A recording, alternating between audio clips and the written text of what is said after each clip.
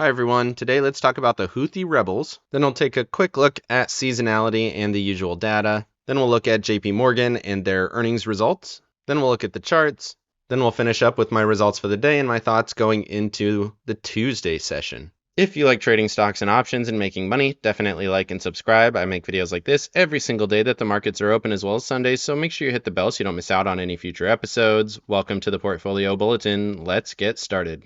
So the US and the UK attacked the Houthi rebels in an offensive attack. Until now, we've been mostly defensive, but now we were a little bit offensive last night. And as a result of this, there was a little bit of instability in markets. We saw energy jump up. Oil tends to jump when we see geopolitical issues in the Middle Eastern region. And sure enough, it did in this case as well. We also saw Tesla's going to cease production in its German facilities because it can't get the stuff that it needs to continue production as the Red Sea has been closed to some shipping companies, and they've chosen to maneuver all the way around Africa to get back to Europe, which extends the trip by a significant amount of miles and days, which is creating a supply chain issue once again, which is a whole nother story that could be interesting relative to inflation. We did see inflation numbers come down for PPI, and we'll look at that on the economic calendar. But sure enough, we did attack the Houthi rebels, and I think it's going to be interesting to see what happens here. If nothing else, this creates a little bit of instability, and if there's nothing the market hates more, it's definitely instability and the unknown. Moving over to JPMorgan, earnings kicked off this morning, and as a result of it, we did see JPMorgan rise in the pre-market. Their earnings did slip a little bit by 15% to $9.31 billion. They did mention they had to pay a $2.9 billion fee for the regional bank rescue, and without that, they would have earned $3.97 per share.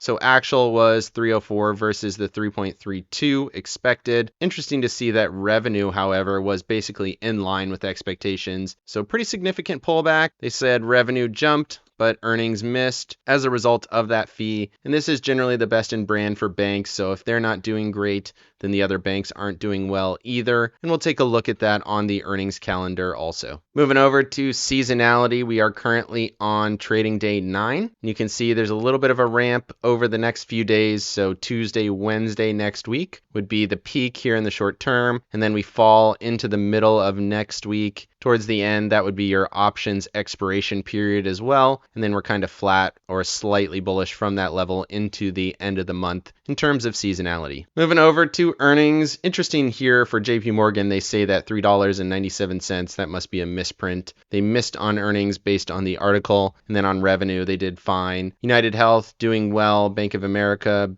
beat on earnings but missed on revenue. Wells Fargo, same as JPMorgan, missed on earnings, beat on revenue. BlackRock did well. Citigroup had a pretty big miss on revenue. And then Delta Airlines soaring here. They did beat on both. That's generally the best in brand for airlines, and they've been doing quite well. Going into next week, we'll get the rest of the big banks here with Morgan Stanley, Goldman Sachs, US Bank Corp on Wednesday, as well as Discover, Charles Schwab, fairly interesting. And we'll cover that again on the Sunday video. Looking at the economic calendar here just for a moment, we did have core and headline PPI, and those came in pretty much where you would want them to. So core PPI month over month was 0%. Forecast was 0.2, so that was quite bullish. Did pop a little bit on that. And then month over month headline number was minus 0.1 versus the expectation of 0.1. And you can see the previous number was also revised down here to minus 0.1. So everything good on the wholesaler side. PPI still looking good, even with the hotter than expected CPI numbers yesterday. Moving over to Max Pain, it does seem like we're going to finish below that 476 call wall. 470 is your put wall at this point. Max Pain 473.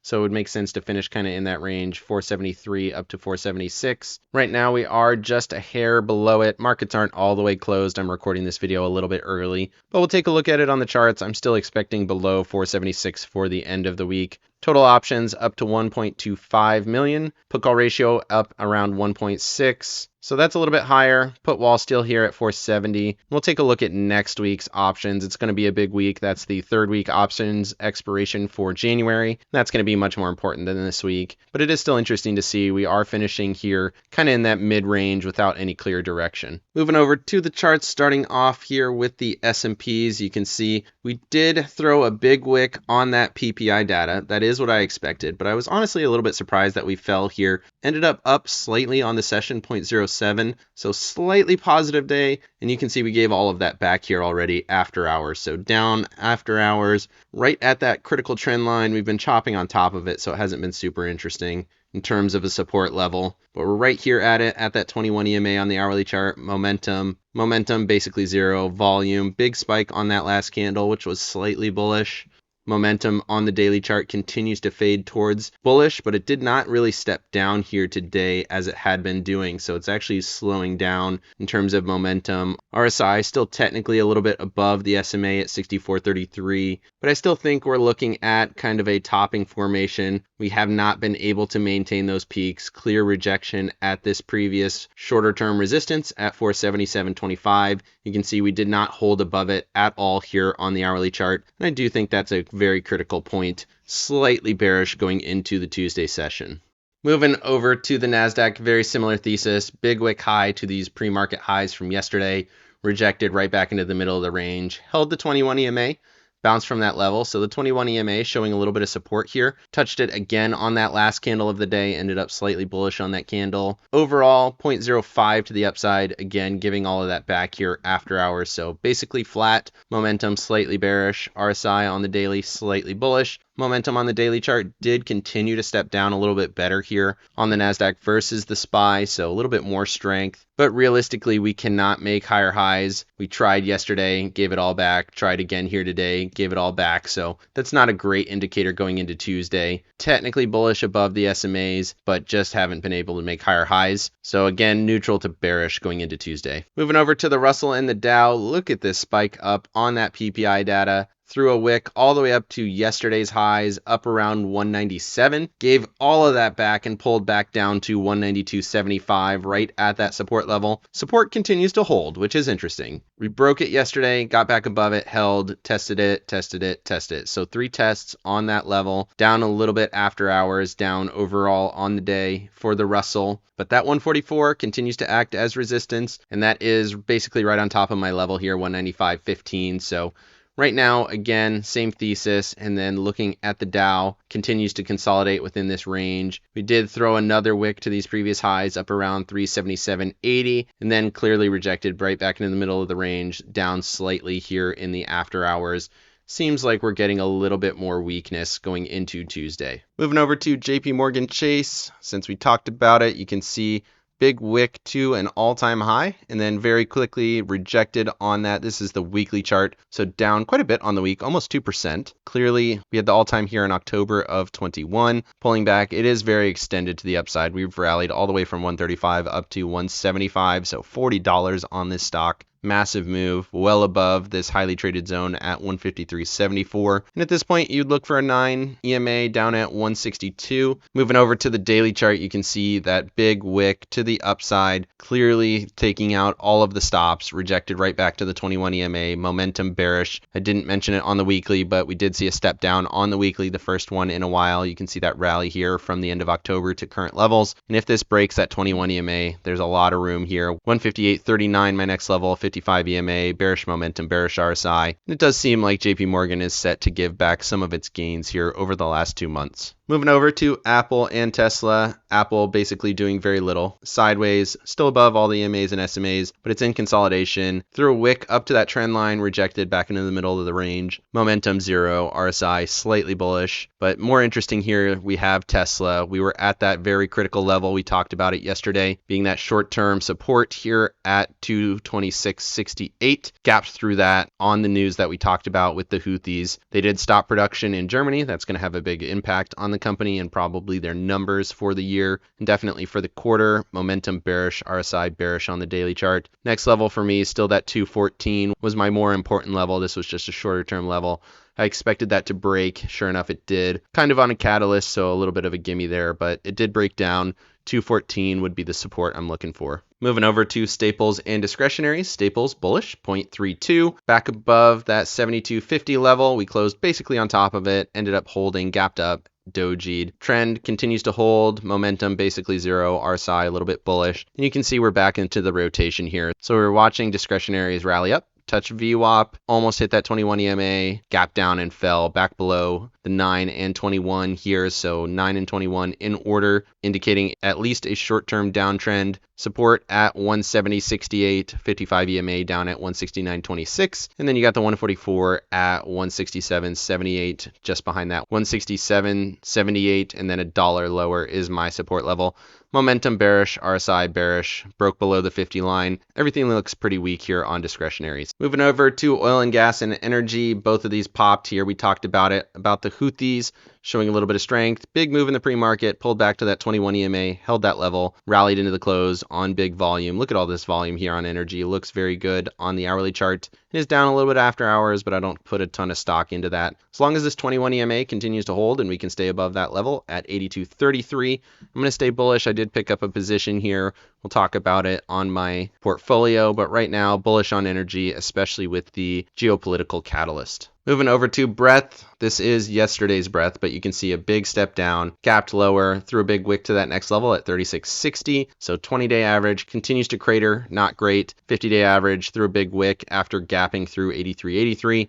I would expect today's numbers to be lower even still. We'll take a look at that on the Sunday video, but we're finally seeing that 50-day breadth roll over. And at this point, I expect the 20-day average to pull back to more critical levels, probably down to that 16 area. 36.60 is important. We did touch it. I would expect some follow through there, at least touch it one more time. But really, I would expect that to break, look down to that 16. Depends on what we see on the 50-day average. And sure enough, it did populate right now. So we got the 50-day average, another step down, a new lower low for the close. And look at that momentum in RSI breaking below the 50 line. Everything looks very weak here for breadth going into next week. Moving over to yields, pretty interesting that we're seeing the 2-year continue to fall here, even with the hotter CPI numbers. Like I mentioned, PPI was better than expected, but that has been a big crater. And then the 10-year did fall a little bit. We're continuing to get closer and closer to reversion, where that 10-year is above the 2-year. Not there yet, but the 10-year is still holding up a little bit stronger. It's at that 21 EMA. You can see it at that critical level. We did test it. It is continuing to hold here. And I would expect this trend to continue, where the 10-year might fall a little bit more or hold that 21, and then we get the 2-year continuing to fall here down to that 4% level, and then we're going to be pretty close to reversion, which is a bit of a warning sign for the broader economy. Moving over to the dollar, no change to my thesis, continues to be in this consolidative period. Slightly bullish on the day after bearish yesterday, 0.12. Momentum, slightly bearish. RSI does look okay on the daily, not above the 50 line, but it's getting close. It's well above the SMA, so maybe a little bit of strength there, definitely interesting. I said it looked quite bearish yesterday after this very clear rejection from these previous highs, but realistically this is just a consolidation with pretty well-defined highs and lows. 102.70 is kind of that peak before we see rejection, and then right around this 102.12 area is where we're finding support. Did create a slightly lower low from these previous lows, but definitely consolidation, maybe slightly bullish, really with no direction yet. Moving over to JNK and TLT. Interesting here, JNK continues to gap higher, so gapped higher in doji, 0.15. We're back into this area where we saw rejection going back to the end of December. So we'll see what happens now. Technically still bullish in terms of shorter term trend. Momentum continues to tick towards bullish. Similarly on TLT, did tick towards bullish, but very slightly, very. And then looking at the candle pattern here, threw a wick to the upside, hit the 21, rejected from there. It's right on top of my level, 96.50. So technically just a little bit above it, and it is up a little bit after hours, which is interesting. Let's go ahead and look at that on the shorter time frame. Yeah, pretty big step up after hours. So we closed right on top of the level, and we're back up to 96.95. Momentum ticking towards bullish. Shorter term, clearly consolidation above the shorter term EMAs, finding rejection at that 144, which is at 97.07. If you hold above that, that could be interesting. 200 still sitting at 97.75. So mixed signals here, still watching that 200 SMA on the daily chart, which is still sitting at 96.84. Can't get a close above that level, although it does say we're above it here after hours. So interesting, something to watch going into Tuesday. Moving over to volatility, move index peaked up a little bit. Makes sense. Volatility is coming back to bonds at least a little bit. And then we have the VIX did end up bullish on the day, gapped higher, held right at my 1275 level. Momentum basically flat. RSI did tick higher, and that does correlate with a potential for a dip early next week like we talked about, especially with that breadth reading. Moving over to my accounts, I did pick up that XLE position, made a few dollars on the day, just barely made it above 114,000, so you like to see it. On my IWM position, made a little bit of money.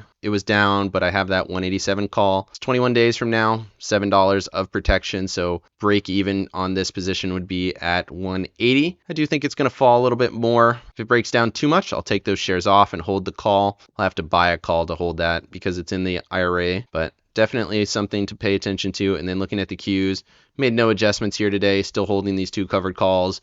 The Qs were up slightly, so you can see I made some money on those shares. Max profit on this first call is at 311, so really very little room on that position. On this second position here, however, it's closer to that 315, 316 area, so that's about $6 more of upside from current levels, or about $1,200 on that position. And you can see it's only in a $2 loss right now, so either way, slightly bullish on the Qs. XLE bought a covered call here. Did fall a little bit from where I opened it. The call helped me on that, but then you saw that rally into the end of the session. I do think geopolitics are going to push that up a little bit more. And then you can see here on the Qs that dip that we had. We finished at 56. We're down at 15 here after hours. So a little bit concerning there, but still lots of protection from the calls. Let me know down in the comments section what you think of the Houthi rebels and the impact on the global economy and global shipping lanes. Is that going to grow into a broader conflict, or will it stay limited? And then let me know what you think about JPMorgan and the banks as a whole. How is this earnings going to go?